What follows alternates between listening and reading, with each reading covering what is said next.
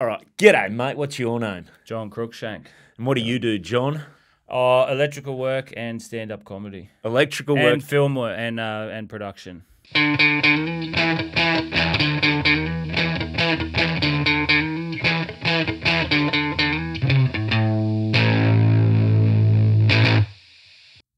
Hello, welcome back to another episode of Crowdworkcast. My name's Andrew Barnett. Thanks so much for joining me. Now, right at the top, thanks for your patience hanging out since Monday. This is the new home. The pod will be coming out every Wednesday, first thing. So hopefully no more disruptions. And thank you for your patience waiting from Monday. Now, also at the top, I need to say a big thank you to everyone that came out to my show, How Good, at the Sit Down Comedy Club on Saturday night in Brisbane. It was really fun show, and it was really nice to see that many people come out and to get to meet a bunch of people too. It was really fun and nice. So thank you very much for coming out. Also, a big thank you to the Sit Down Comedy Club for having me for the weekend. That was great fun. Also, I want to give a shout out to Good Chat Comedy, which is up a little further up Caxton Street, I should say, in Brisbane. Those guys let me pop by and do an unannounced set on Saturday night as well, which was a lot of fun. It's a beautiful room. So yeah, Sit Down Comedy Club, Good Chat Comedy. Comedy seems to be in a really good place in Brisbane at the moment. Also met a guy who runs a room called Guilt Free Comedy. Definitely worth checking that out as well. Like I said, if you're in Brisbane, get out, see some comedy, because you've got a good scene at the moment. So enjoy it. Now, 2 shows to go of How Good. Obviously, we've got Newcastle on October 22nd. That one's selling pretty well, and it's not a big room, so I would suggest try and get your tickets now if you can. I'm hopeful that's going to sell out. We'll see how we go. But yeah, definitely get onto that one if you're in or around the Newcastle area. October 22nd, it's a Sunday. It's an earliest show, so it'll be a lot of fun. And then, well, the one where I started comedy in Sydney, I'm at the Sydney Comedy Store on November 3rd. So yeah, still tickets available for that one. Love to see plenty of people come along and fill that joint. It's been a bit of a goal of mine to do a solo show there for a while, so this is it's going to be a real ticker box for me, that one. It's going to be a lot of fun, so love to see you come along. Now, alistcomedy.com or alist.com.au for tickets, I should say, or just have a look in the show description. Now, today's episode, this was fun. This is with a bloke by the name of John Cruickshank, who he started comedy a little bit earlier than I did, but I've sort of known him since I started comedy. He's always been super funny, but he's one of those guys, I don't see him for a few months, and the next time I work with him, he seems to have got even funnier. And he has at the end of the pandemic, they shot a thing called Redfern Electrical, which is, well, it's probably one of the funniest pieces of Australian content I think that's been done on any platform in a long time. I'm a big fan of it. He is an actual Sparky. You're going to hear we talk all about it. I've got to be honest, I got a little gushy, which was weird because I have known John, we've been mates for a long time, but it's just so nice to see someone you've always found really funny and entertaining find a medium where he just absolutely nailed it with the first Redfern Electrical. So if you haven't seen it, look it up on YouTube and check it out. It's going to be awesome. And as you'll hear, Redfern Electrical 2 is premiering tomorrow, if you hear this on Wednesday when it drops in Sydney, and then I believe on the 17th of October down in Melbourne, and there are still tickets available for that one. So hit up Redfern Electrical, just Google Redfern Electrical. You can find it on Instagram, Facebook. Give him a follow. It's all funny stuff, and it's really good. So yeah, that's probably enough plugging and all that sort of bullshit from now. I'll let John speak for himself. Yeah, well, enjoy this. This is my episode with John Cruickshank. Yeah, nice. Yeah, so I've got a few things happening. Are you founder and CEO of Redfern Electrical? Absolutely, yeah. Fantastic. Yeah. Now, if people aren't familiar with Redfern Electrical, what would you describe it as? Documentary? Well, Redfern Electrical is electrical contracting business, clothing label, and also, documentary series showcasing some of the electrical work we do. proper like entrepreneur. Oh, I guess so. Yeah, I don't know. I don't know if yeah, that's what I'm doing, and stand-up comedian as well. Yeah, well, that's how we met. Yeah, like, yeah. years ago now. So, just to get back to what we were talking about just before we started, so you've got season 1 of So basically, we filmed Redfern Electrical in I don't want to say in the pandemic, but it was in 2020, conceived. Around the time, everything was quiet. Comedy was quiet. Maybe there were gigs going on or whatever. And my friend Luke Smith, who's director of photography, he was a lot quieter as well. And I think everyone was getting paid a bit of money then too. Like, oh yeah, it was still on JobKeeper. Yeah, whatever time. that was. And so there was like and he filmed my stand-up special that's on YouTube.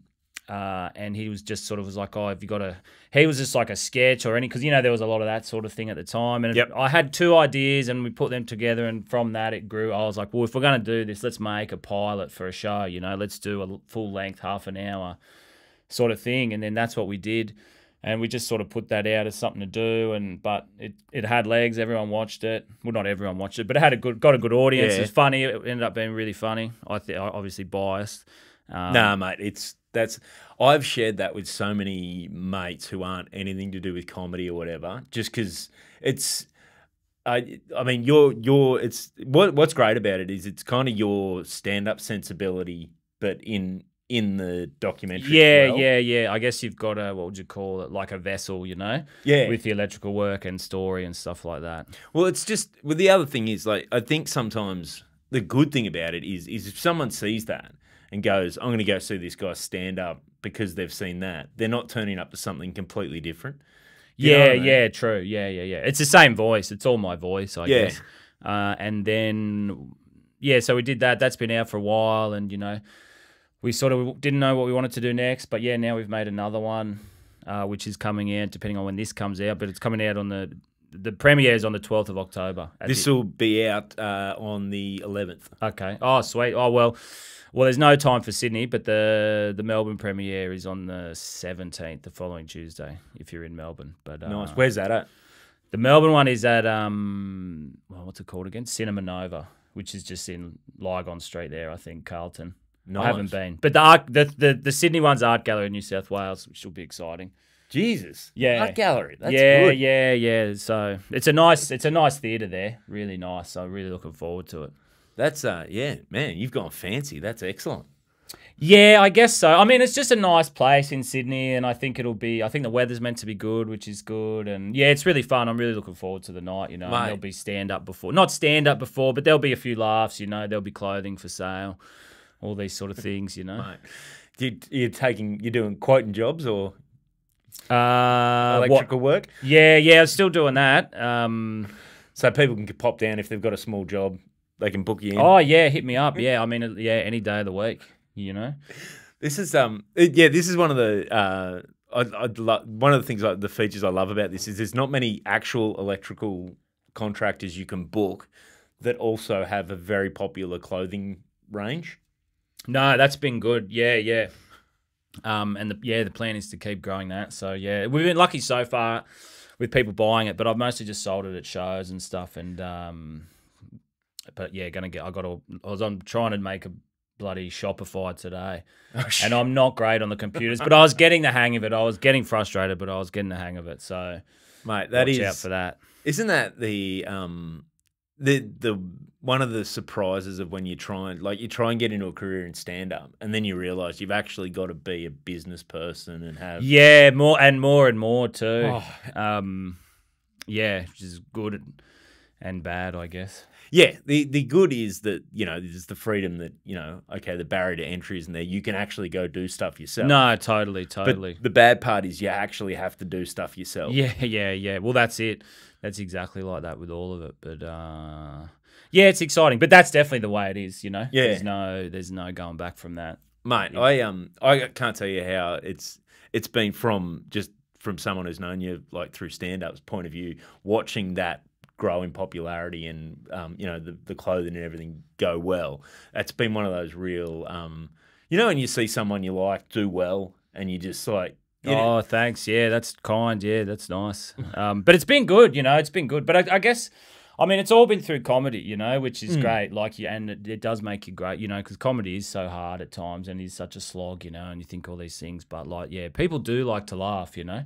Yeah, well, so did you, I got to ask, the logo, Yeah. Redfern Electrical, did you have that and did you have were you was that your company, like your electrical contracting company before this all started? Or Yeah. No, absolutely. I had that going, and then I was selling our clothes and stuff before I made a video, and then but that when the you know I got a chance to do something, I was like, well, this would be, you know, this makes sense to do this and push this and grow this, and so yeah, that's what I've done, you know. So I forget the name you said of the director of photography. Oh, Luke Smith. Luke yeah. Smith. You met him through skating? Yeah, pretty much. Yeah, through skating essentially, and yeah, we worked on the stand-up special, the old faithful.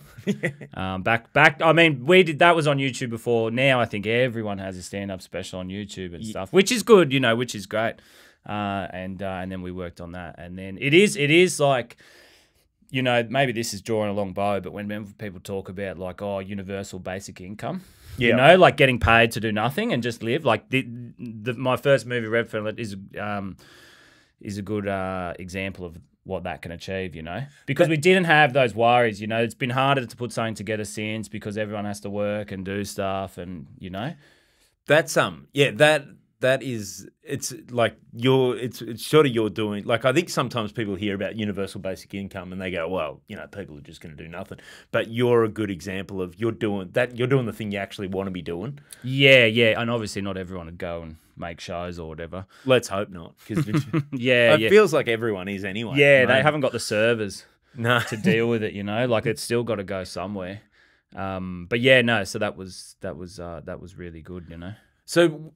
Okay, let's start with, I'm interested in the skating. Yeah. Were you like, how'd you get into the skating? Oh, I just been around. I was never really that good at skating. I mean, I'm all, you know what I mean? I do a kickflip or whatever, you know. My knee's a bit, you know, getting worse as I get older. But yeah, unfortunately I've made a lot of friends through that. I mean, it's similar to comedy in that it's an, you know, individual pursuit, I guess. But then you do it, you're around so many people when you do it and you make a lot of friends and stuff. It's really been, yeah, really good. But I guess I've just been an open mic skater. My whole life, you know? Yeah, it's funny how some, like, yeah, different worlds sort of mirror each other like that. Yeah. It's one of my memories is when we did, I forget what year it would have been, maybe 2016, we were over in Perth at the same time. Oh, yeah, it was 2016. And we went out and basically there was a few of us went out, like, driving around. Yeah, Sean Conway drove us around. Sean Conway was showing us around and we went down to Fremantle and stuff, and there was a bunch of places you wanted to skate. So yeah. We just sat there. It was so relaxing just sitting and watching like skate in a skate park. That's very kind, you know. I don't know if everyone would say that, but mate, that it was relaxing. But yeah, it was a good day. I still remember it. And I've been lucky, you know, in comedy people have like endured that a little bit, you know. Like I remember being somewhere else on tour and having like the big van, you know, full of everyone, and I was like skating, trying to do this trick. One more go, you know, and they were about to leave, and like I was taking the piss, but I did it. I still remember it, you know, and like countless memories of that. But that's where it is kind of like, it seems a bit like stand up in that I hadn't realised how much it is when you're watching blokes at a skate park. It is so often they're just trying the same trick over and over again till they can get it. Oh, totally, especially me. But yeah, there's that, like, you would have seen maybe that, I think it's Seinfeld and Chris Rock doing like, you know, same sort of thing. And Seinfeld's like talking about comedy, and there's like, you know, you see those skateboard kids or whatever, they'll be all right because they try till they figure it out. So like, yeah, famously compared now. Yeah, I guess. Now we have. Yeah, well, exactly. But that's, yeah, that was fun. So you're in the skate world. When did comedy come about for you? Oh, I started in, I think, 2007. I started, you know, and where was that first gig? At the Roxbury Hotel. Oh, in Glebe. You would have done stuff there. It was around for a long time. Was it in the competition? Yeah. And geez, it was a good. It's such a shame it's like knocked down, you know. I think it's knocked down. But yeah, that used to be really good. That was a great venue because it had that nice area upstairs. Yeah, it was like perfect because like a perfect, like just like a dark room, good introduction. Yeah, that was a weird format where the headliner went first. Yeah, I don't know if that was like that then, if they always did that. I think that came about because maybe they didn't do it then. I can't remember. But it was because everyone would watch, their friend they were coming to see and then just go home. Yeah. And the headliner would be performing. I mean, it's such a great, advertisement for comedy, Well, if everyone's going to leave, we're going to make you watch the pro first and then they'll go and then... But, that was so different back then. It was because this is what I try... Because I started end of 2009. So I remember... Okay. Yeah, similar time starting. Yeah. I remember bumping into you. I think the first memory I have of you was at Raw Comedy... that state final at the store. At the store. Yeah. That there was I think you, me, I think maybe Kappa was in it, Heggy, Hing. Yeah. It was but you your early joke, you brown pants, green shirt. Yeah, the tray. The tree. Still good. I wonder if it would still work. Definitely. I should try. Work. Yeah, I reckon it would. It was like I'd wear the brown pants and the green shirt for those still listening. And sorry, headliner on first, Yeah. But and then be like, I was so nervous, and then I've come dressed as a tray, and and I'd always run around like trying to find the right, is this shirt green enough? Like that's, it's hard. You thought about your art, yeah. Oh, these brown, maybe they don't look. Maybe I'll try it at the. You had the big frock of hair. I did have thick. Well, I still do. Fortunately, have the thick hair, but I can't really let it get. Oh, it was like that not long ago. Fortunate with all that, but you just kind of get old and just think, I can't be knocking around with this goofy hair, Yeah, I do it for a bit. I just kind of do it and then chop it off. Yeah, there's a certain, I don't know, like there's a certain time in life where that goes from being that, look at that old bloke, I want to be like that old, like that guy who's getting older, to then it almost can happen really quickly where it's just like, oh no, it's starting to look a bit sad. The guy, you know what I mean? Like you get, and I mean it's not even like I feel one way or the other about age, but it's just a feeling that you're like, oh no, I can't, I'm not interested in that, Yeah, well, it's also too at a certain stage once you're not interested in that, it's like, well, long hair is just more work. Yeah, totally. Do you know what I mean? Totally. But yeah, definitely as a young man. I mean, there's plenty of photos out there if you have a look, when we're all doing comedy. And I had it all, I had the cat T-shirt and all this stuff.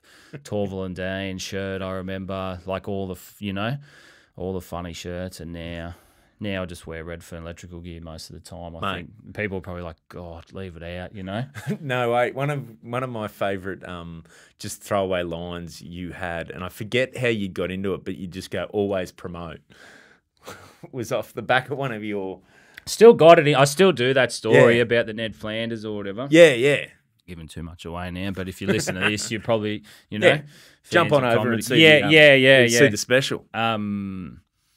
Yeah. It's been such a change, and like it's been lucky sort of the time of our careers, if you said we started at a similar time to now. We've kind of seen, in the same way with the internet generally and social media, but we've seen that in comedy and the industry change and sort of been around it at, I don't know, I would say it's a good time, would you? Like, because we saw the old way where it was like a lot slower, and then we've seen it come in. I think starting now would be difficult. Starting now I think would seem much more, in some ways, intimidating in that it's so, like, it'd be, there's just so many more comedians. Yeah. There's so many more gigs, and you feel like trying to get your head around everything and then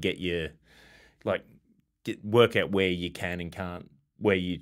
Oh, you feel like that like that about, glad I don't have to go to high school now or whatever. Like I'm glad I'm not an apprentice now. Like, I'm glad I'm not going for my P's now, I guess. Everything seems harder, but it was good that, I think now too, it's the luxury we've got especially is that, because there are so many more gigs, there's more places, especially once you've been around for a while and the room runners tend to know you, they'll, like, you can decide, oh, you can go, oh, wonder if I can pick up a gig this Wednesday because I've got some new stuff I want to try. Yeah. It is. Yeah, the scene. I mean, the scene is thriving. It would seem like. Yeah. I think I mean, everyone always wants more, but everyone would say that at all. I don't even know. You could be doing Madison Square Garden every night. Yeah, and be like, oh, I could be doing 2 shows, or would it, But like, yeah, there's a lot of stuff on here, and a lot of fun gigs, a lot of great gigs. Yeah, and you can pretty much gig any night of the week, which in Sydney and in Australia. If Yeah. you're lucky enough to road dog it a bit.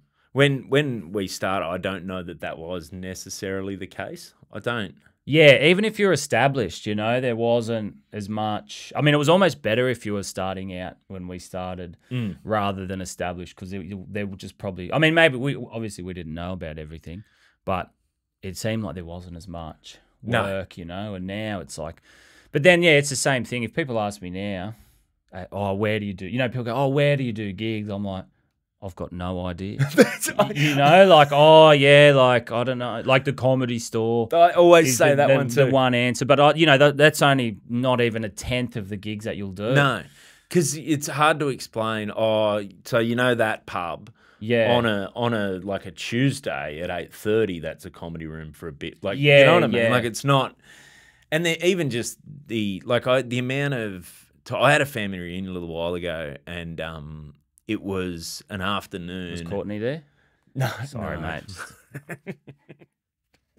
Andrew Barnett. Yeah, mate. I wish she does our family proud in the arts. Yeah. There was a while. What was his name? The West Australian premier was a Barnett as well. Oh, okay. So yeah, it was Courtney and him that were the two, and I leaned more her way in terms of representing the family. Absolutely, yeah.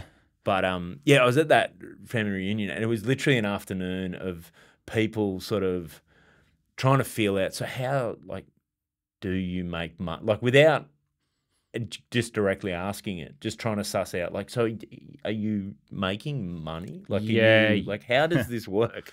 Yeah. And it's hard to explain because it's sort of just a mishmash of, you know what I mean? It's the ultimate gig economy. Yeah, I guess. But yeah, there's so many little niches you can carve out now, which is great. And then there's so many little gigs, and it all adds up. And I'll do anything, I guess. Any gig, any night of the week. Let's go. How do you go? Because you are still on the tools during the day. How do you go with the midweek gigs? Like, on a lot better now that I work for myself. It was tough working full time for other people, where it's like, I used to start work at 6 a.m. at Bondi Junction, and it's just like, it's frustrating turning it around every day. I've really noticed that. I've almost achieved my dream of, like, because I sort of got into comedy because I hated getting up early in the morning, and now I don't really do it. Or if I do, it's not like, it really is like the trades, like working construction or work as an electrician in the field. Like, it's just non-stop. I mean, lots of jobs, but just turning it around. I remember I used to get home and just sleep and then have to set an alarm to get up and go to gigs, like, and then go and do the gig and come home, and you're just always thinking about how tired you are. Whereas now I don't feel like that at all, and it's opened up electrical for me a lot, in terms of, like, I'd love to, like, it's just the small changes. The work's actually really good, so I've been really fortunate to get that, and because the business has grown off the back of the video. That's fantastic. So, like, which was kind of the idea, and is the continued idea. It's not meant to be like, it's no joke. That's what the kind of thing I love about it too is, I think if someone just saw it overseas, they'd assume this guy's an actor playing an electrician who also does comedy, but it's not that at all. It's all pretty rare. I mean, I think people do relate to the authenticity, because it's not like we're doing something. I just know, like, I know what the trades are like in Australia and stuff, and there's dirt under my fingernails, like, I'm out there doing it. But really enjoy work as an electrician, like, I really do. And I'm not trying to get out anytime soon, but It'd be good to have. I might have to get an apprentice or something, like, so I don't have to crawl under the houses and all that.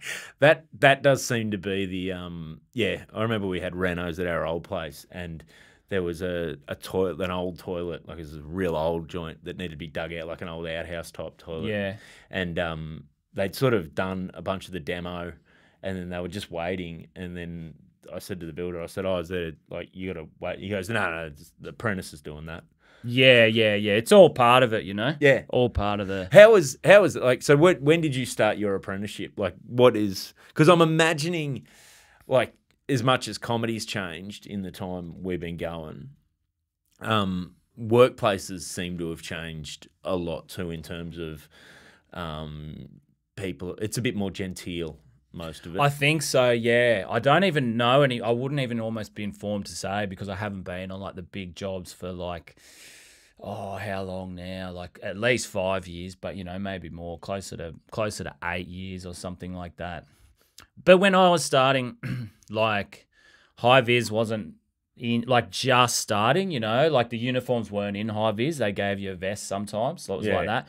Whereas now, like big construction, you know, it's all pretty full on. You're wearing like long pants, long sleeve every day. You know, it's not the tradies people think with the singlet on and the stubbies and all that. I mean, that happens a little bit, you know, on small jobs, but like big union level construction jobs, like you're like a soldier out there. Eye protection, ear protection, hard hat, you know, you can't breathe. Like, and that would only be getting more intense, I think. Gloves all the time, you know, like. So did you start as an apprentice? Like, did you start with the local Sparky as an apprentice, or did you? No, I worked for a big company. Yeah. Downer Engineering, they were called. And have they sponsored one of the rugby league? I think maybe the reserve grade, like the New South Wales. Possibly. It's one of these huge companies that bought. It was like not small contracting, but it was a big construction. It was called Ralph M. Lee. I remember, because I remember just reading results from when I was working at SEN for a bit when I was doing, maybe last year.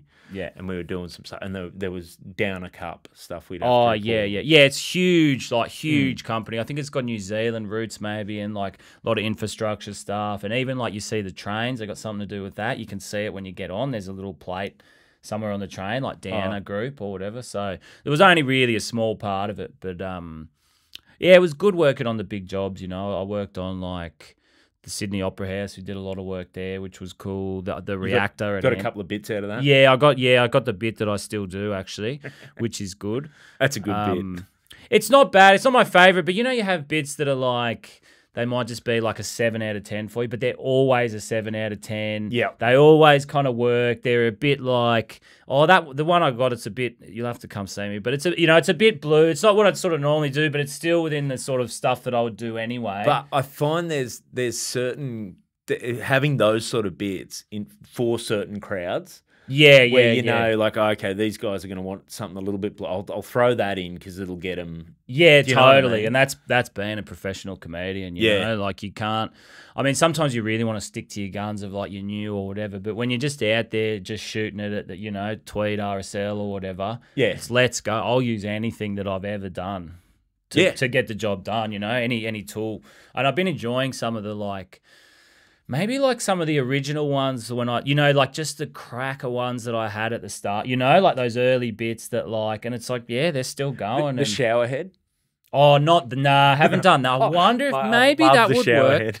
Unfortunately, because we haven't, you know, back then you weren't setting up a camera or a phone at every gig. So a lot of it has gone to the wayside. I don't know if you feel like that. I dug out, I remember a few years ago, it's 5-6 years ago now, I did a few cruises. And the first cruise I ever did was a carnival one where you got to have like the 5 half hours, you know. And so 2 of them have got to be clean, like family friendly. And so what I did before I went on my first cruise is we'd been in New Zealand for our anniversary, and so then.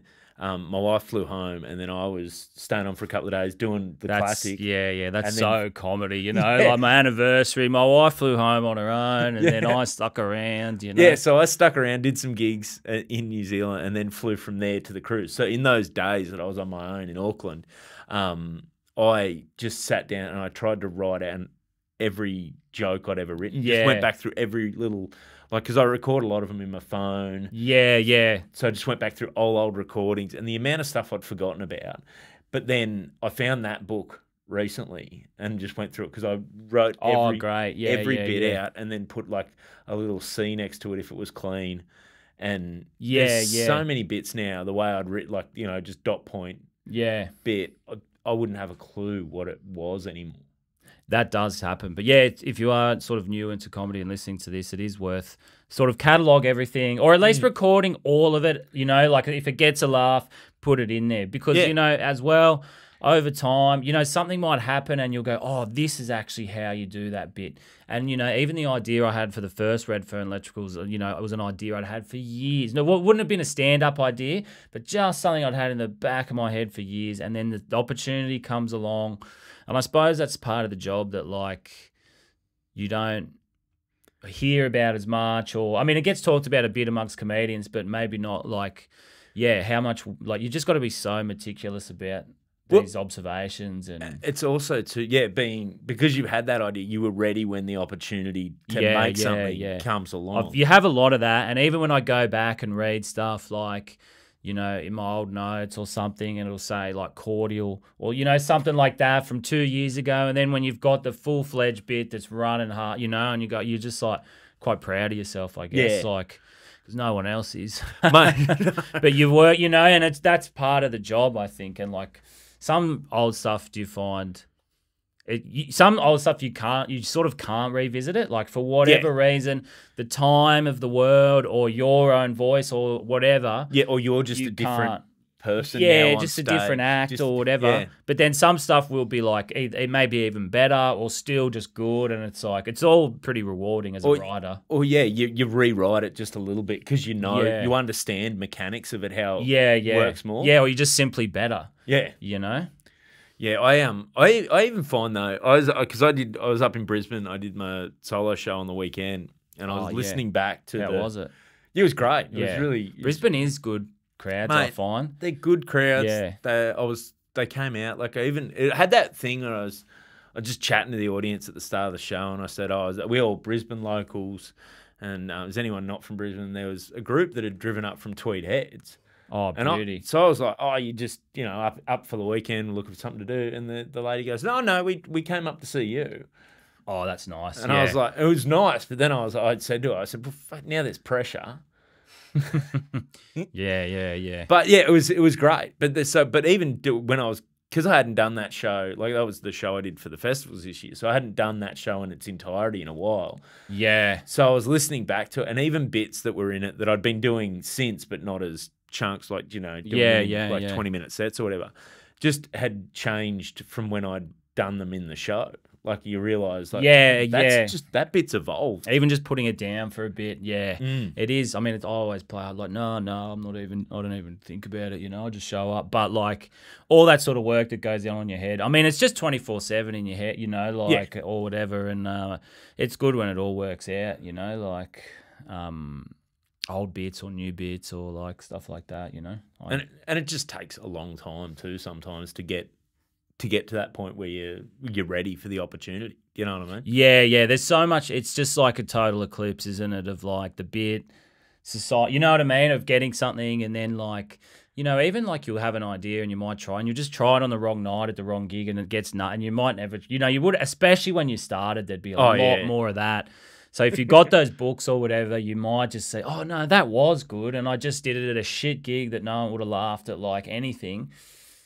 Especially now, too, I think that's one of the joys of having more rooms and more places where you can get up at short notice. Like when we started, like you might have, especially early when you didn't know who to ask or how to get on, and it was competition here and you could only go in at once every 3 months or whatever.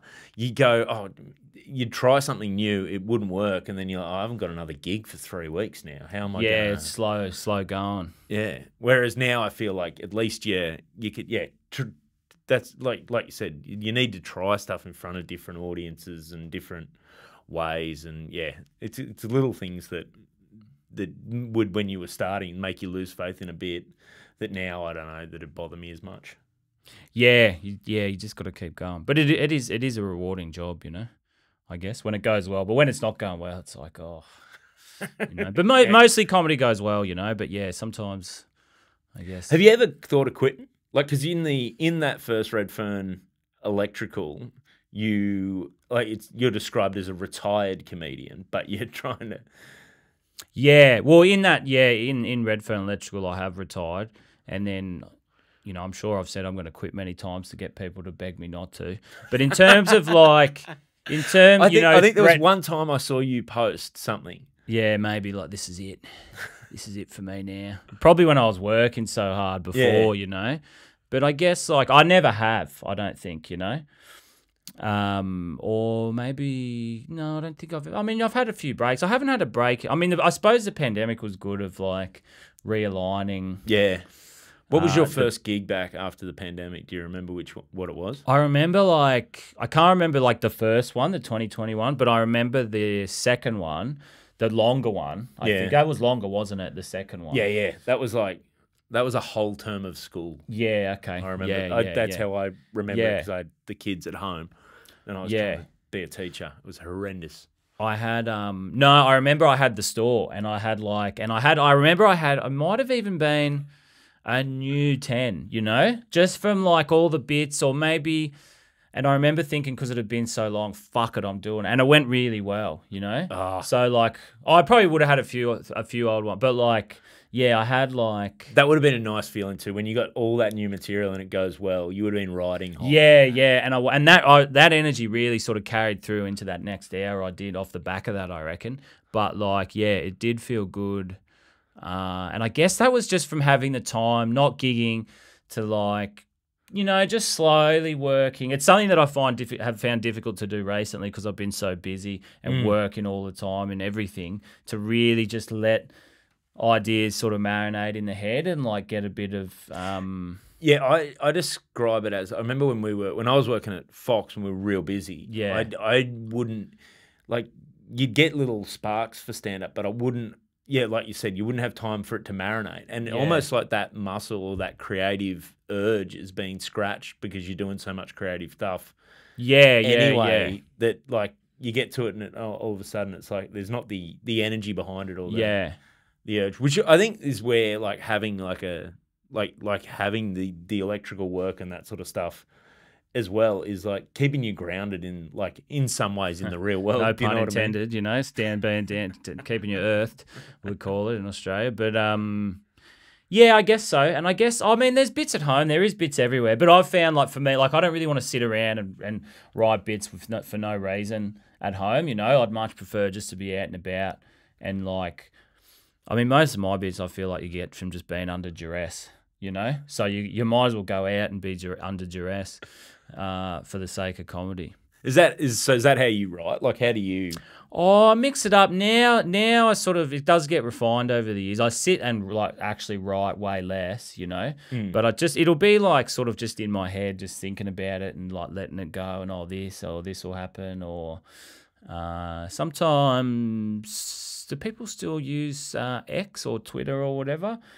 Used to sort of do a little bit of that. I haven't been on there for ages because I don't know what's happening. But, even like you just see, and even if it just gets a little pop on there, you go, oh, yeah, like it's, that was hard to know as well. That was like the open mics. Like, is anyone listening, like, well, if you don't have like a following or something. You'd put something out there thinking this is the one. Like this. People are going to love this, and then nothing. But then the way that there was so many things coming through so quick. Oh, yeah. Think about yourself. You'd be lucky to see the first one, get it, and then someone had put one up 5 minutes ago and you're, that's pretty good. Yeah. And get into it. But I guess I still go through that now, and it was good even just to like get those ideas out when you have them fresh rather than in the notes, and you read back. Because sometimes they just look funny in the like... they just like when a Twitter looks like a meme, and it just sort of reads in this sort of objective, sort of funny. Yeah. Even though it's your own. But, when other things are just, you see them like... It looks more professional. A funny than idea. Thought. Yeah. Well, the other thing is in your notes, because it's only you that's going to see it, you will use a bit more shorthand. You don't take the time that's a very good idea. Yeah, that's very true. You don't take the time to craft it into what would be a joke. Yeah. Oh, man, that's made me actually rethink everything. I'll get back. It just doesn't help that it's all changed. I don't know about the politics of Elon Musk and all this stuff. But Threads is the new. Yeah, thing. It seems too late for Threads. Yeah, see, I literally got it when we were able to get it, and I was like, this is going to be my new Twitter. This help. Yeah. And then it hasn't really taken off. No, I don't know, and I don't know that like, yeah, you go back to starting to try and build an audience again, and then start. Yeah. That's all. Like, yeah. For the first part, the other thing was when I used to tweet more, which don't tweet heaps, but it was because I was looking at Twitter as well. Yeah. Whereas when I started with Threads, it was mostly people making jokes about, oh, what is this thread? Like, you know what I mean? It was all the exact same thing. No, for a time there, like, it was really good in terms of, like, a comedy tool and, like, this sort of sense. I know everyone's, oh, it's the worst website ever and all this stuff and all these things. But in terms of just, like, the tools we got at our disposal, you know, like, it was good. And there probably was a few years there where it was really, you know, a lot of really sharp ideas were, you know, were being forged. It was useful. It was that. And like it's sort of a writing style and stuff. So like, yeah, I mean, I'll go back through mine and have a look shortly, you know, because I've gotten a lot of stuff from there, you know, like the margarita stuff that I was doing for ages was like from old, you know, and like little stubs like that. So yeah, I should get back into it, even if it is the void, you know, it's all the void. Yeah, exactly. Well, and that's what I think you realise. Like I don't know. I've just been up in Brisbane, and I felt like I was posting about it all the time. Like, I'm coming to Brisbane. And there was still like people like, oh, when are you coming to? Oh, do you know? What I mean? Like, that'll never end, you know. And you do feel like, you know, I think people don't mind, and even if they think it's a lot, they'll still be like, oh, this guy, you know, that's what people will tell me, you know. They go, oh, well, that's what comedians do, you know. Like, oh, I'm doing it, you know, or whatever. And yeah, you will feel like doing that, but I'll just be like, you know, especially through the comedy festivals and stuff. Oh, you know, Melbourne, you'd be doing it the most because it's such, and then, you know, you'll finish that and you'll be back and someone will be like, hey, you got any shows coming up in Melbourne? And it's just more than you can take, you know. But it's a good level. It's a good, like, yeah, none of this matters. Like, last year I had a lady come to my Sydney Comedy Festival show.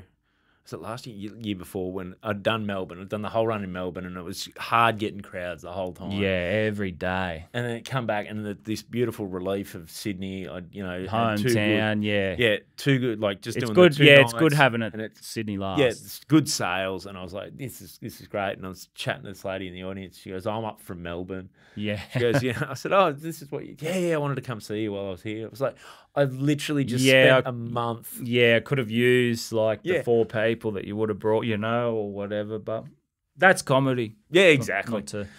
Not to be like that, but yeah, that's all part of it. Mate. Nobody knows what they're doing. No, in terms of all that. I love all the because the more sure someone sounds about the theory of, oh no, this is what you got to be doing on. Yeah. Get up 9 o'clock. That's when everyone's on their phone. Yeah. Like, what do you mean? All day, everyone's on their phone. Yeah, and then how do you know? Like, and it's so weird to know what's going to actually click and what's not. Yeah. With people on their phone, like I've posted some stuff that I think, oh, this is actually quite good. I'm proud of this. I've crafted a nice little joke here.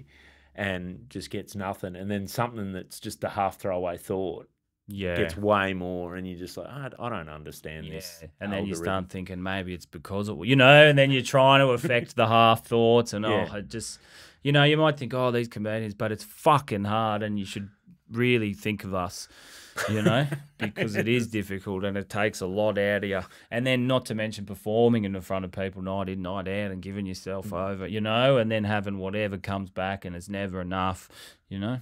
So, right. How do you go with multiple gigs in a night? I'm horrible for it because I'm a horrible person to book because I'm always like, yeah, and then I never have a great calendar. I've got to work on that, and quite often you'll get the story thing in the day, and they're both on, and you go, oh fuck, it's too late to cancel, and then so I do my best. I don't mind doing it. But it can be stressful, I suppose. I like it's fun, like in summer when you're on your bike and you can definitely make either one, you know. Yeah. But it is frustrating because sometimes it feels like you're not at either gig. And so you got no sense. You feel like, I mean, it's part of comedy too, and everyone's sort of doing it now. But you know, it feels like you're just sort of blowing in, blah blah blah, and then going and then to the next one. But where you're missing the sort of the hang part of it, the catching up. Yeah, with the hang, and even just knowing like anything about, oh, this is this sort of gig, and then being able to sort of chip in that way. But I mean, it's part of the job too, and like it is when it all goes well, like it is really fun, you know. It's exciting, like especially when you're away, like those Melbourne Comedy Festival nights, like particularly before the pandemic, but after they've still been good, where it's like, or Perth Fringe actually this year, I felt like that. I don't know if I saw you over there this year, but I'd be doing the early, like doing like probably 4 spots a night, but they were all kind of makeable, plus your own show. So like you'd be and cruising around and like you have a couple drinks and all that sort of stuff and like so it can be really fun when it's not stressful like about because Sydney it can be getting from one to the other because they're all sort of apart, you know. Melbourne, a lot of it's in the CBD. It's a bit easier. Melbourne. It's especially during festival. It's so walkable, or you just get your little scooter or whatever, and you can get there easy. But Sydney, I mean, especially if you're relying on traffic. I remember one time I was hosting at the store during the comedy festival, and the last 2 acts, Gordon Southern and oh man, I'm blanking on who the other act was. They're both good international acts, but they were both stuck in traffic. Oh, yeah. Anyway, so just in the middle of the second half, I just did 10 minutes for, like, had to go up MC. Yeah, the pad. Just do the 10-minute pad, like. Yeah. Well, that's the other thing. I hate putting it on the MC too, you know, and quite often I'll be messaged, you know, I've done gigs at the store where I've had literally like take my bike in the lift, you know, like it's come that fine to making it, you know, and like, and gone on, but. It all works well, but then quite selfish because you know the MC's stressing, the room runner's stressing. See, I don't mind it at the store because it's like if you're gonna get it, you're gonna do extra time anywhere. The store, like especially it was full. It's like there was a pump and show, so it was all right. But there was that moment after about minute 7 where the audience are laughing and stuff, but you see him start to Jerry that this has been quite a while. He's just been talking to us. What's going on here? Yeah, it's all part of the fun, I guess. But mostly all that stuff works out. Yeah. I find the only trouble I've ever had with it, and I had a little bit on Brisbane on Saturday, is I did my solo, then I ran up and did an unannounced spot at Good Chat. Yeah, and then came back and hosted the regular show at Sit Down. Yeah, but then. Because I hadn't I'd done my show, but then I hadn't really given too much thought. You know, when you're you're gigging lots, you don't have, like, you're not going, okay, I'm going to do this exact set when you walk into a 10 or 15 or whatever it is. And so, because I'd sort of played it a bit loose with that and then done that, and then same MCing, I'd been a bit loose at the top of the first half. By the time of the second half, I went to do this bit and I had that feeling of, fuck, have I said this? Yeah. It seems like you would be on top of that, like you should know. But when you do, and sometimes you'll do 2 solos in a night, or it's the solo show that really throws that out because you're doing everything and like you sort of like you don't have to think about because you just, you know, in that it's all you can do to do that solo, you know. Yeah. And then it does happen. It'd be funny to do. Yeah, the same bit twice. I think, like to the crowd and just like. I think it'd work with your. Mate, I mean, everyone sort of has the bit where it's like, oh, you know, like whatever it would be. You don't want to get you know, dementia or whatever, and then you know, you don't want to get you know, the same thing. I mean, I've had one about that. I think back in the day about skating and hitting my head, and everyone has it, but like maybe. But the fun bit about doing it would be like doing it twice and just legitimately, like not doing the start of it where you're self-aware. It's like actually doing it twice. And seeing if people are, you know, like meaning, so you really commit to the bit. Or maybe you could do a 10-minute set of just the same 2-minute bit 5 times. I remember talking to Ray Badron once, and he wanted to do, his idea was to do 2 consecutive nights at the store. The premise was that he did the punchlines one night, but did the setups for the next night's show. Yeah.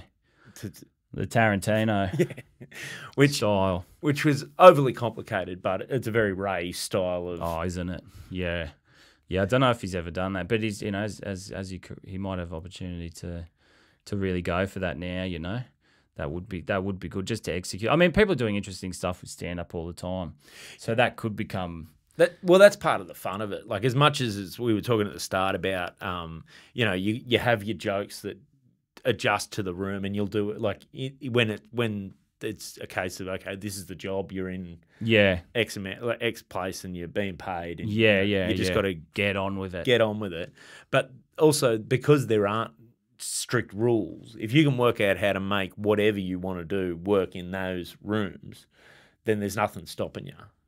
Yeah, and that's very problematic for your behaviour going forward in life. You know, once you get treated as talent like that, and you're like, fuck, I don't need anyone out here. You know, like but that's comedy. You know.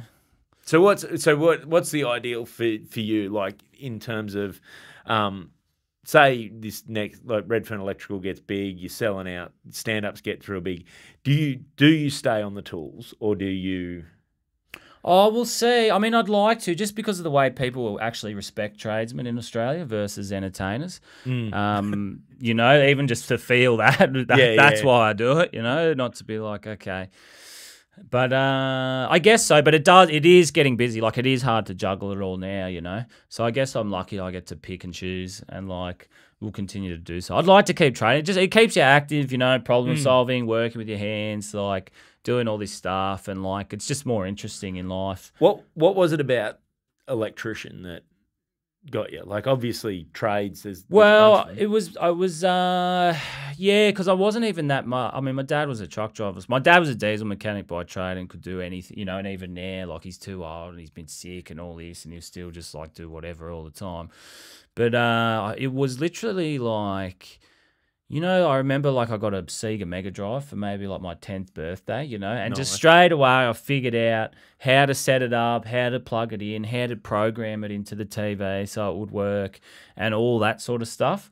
And so I know that's kind of different from electrical in a way, but it's cables, you know. It's like this one from here to there goes in there, and it was always just the and I don't really play games and stuff anymore. I'm not a gamer now, but back when I was a little kid, I was really into all that. What was your go? You're in the Sega world, so that's... probably. Oh, I had the Sega Mega Drive. I had the Super Nintendo. Like, I did the original Mario Kart on Super Nintendo, but I played a lot of what did I like on Mega Drive? Like Altered Beast, Streets of Rage, these sort of games. I loved Street Fighter 2 and Mortal Kombat up at the arcades. I liked all that as well.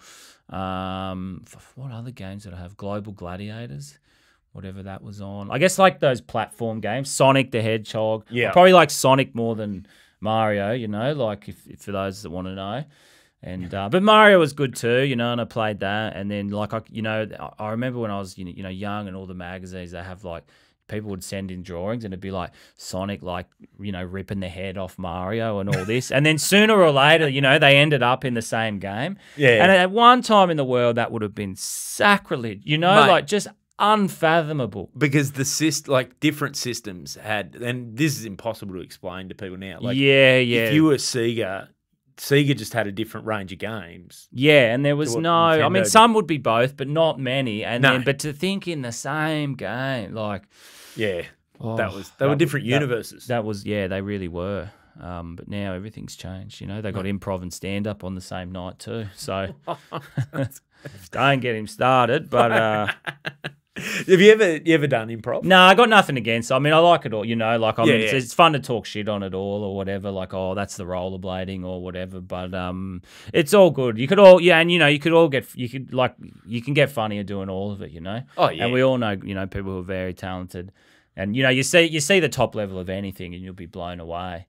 And I'm just happy to be like doing what I'm doing and have, you know, like, at least getting like a few laughs doing that. And that's the thing. You watch the top level of stand-up, you watch the top level of improv. You'll be blown away by both of them. But you go to a shitty open mic for either, and it's the same tedium. Yeah. I mean, I love the wars for the sake of the war, you know? Like, I'm making it all up level 4 or whatever, you know? Like, okay.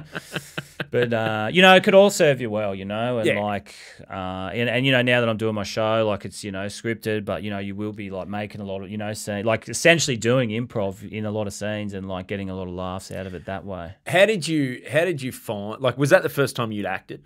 No, I've done bits and pieces over the years, you know, like with people like Sam Campbell and Eric Hutton on their Nippers thing, and just little sketches here or there. So I guess like it just developed, and now I really enjoy doing it, you know. Like, I don't want to probably do everything, but like some of the stuff, and I have been getting, you know, people saying, "Oh, come down," and like I was in a short film that won an award, and I got a small role. You know, it's just swearing as a tradie, you know, like driving the ute. But my joke is I didn't even know they were doing a film, you know, but I did know, you know, and so yeah, but no, I really enjoy it, and like they'll give you the script, and I'll be like, no, I know what the script, you know, like Yeah. So I know this guy's backstory. Yeah, but who knows? Maybe I'll open that up one day and be on something, but I dare say it would be as a tradesperson, mate. if you see me on a screen.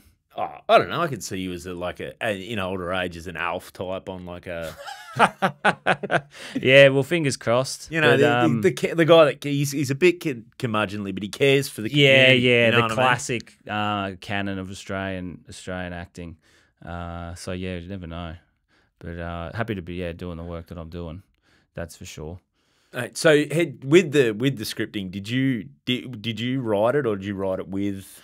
No, I wrote it all and with Luke. We write together, and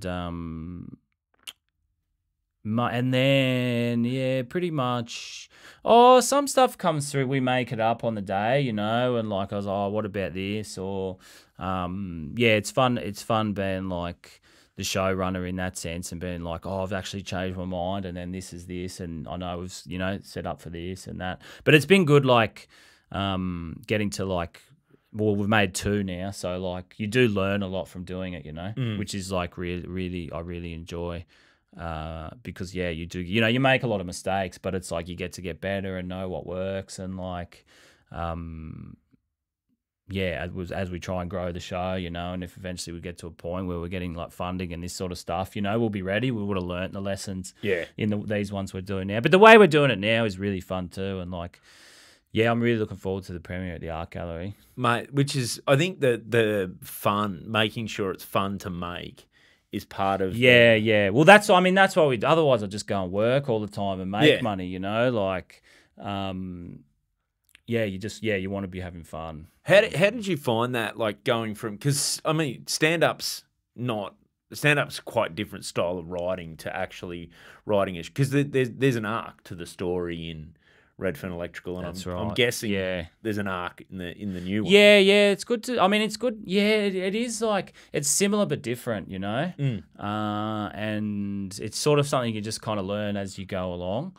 But definitely, like a lot of the bits, I think in the first one where I'm sort of like, oh, this is like a closer to a stand-up thing that you're kind of cramming into a show. A lot of those don't work as well as what you would think maybe, and then it's almost like you can see it coming a bit more and it's a bit off-putting or something, whereas like just knowing a bit about whatever the character or something like that, and you know why they're going, oh fuck, you know, like, and that's what's funny. I always think it's funny in life when you can just see the way someone's brain is, the cogs are turning, you know, like just out in life, like whatever job they're doing, you know what I mean, whether it's a lollipop person or whatever, and they do, you know, you just see the way they're frustrated or why. Mate, I had that today. I was walking back near my place, and they've been upgrading the electrical grid near my place, so they're digging under everyone's driveways. They're digging under everywhere in Australia. What's down there? Don't you reckon? If you drive home from a comedy show at night, have a look at the road. Mate. There's something under there.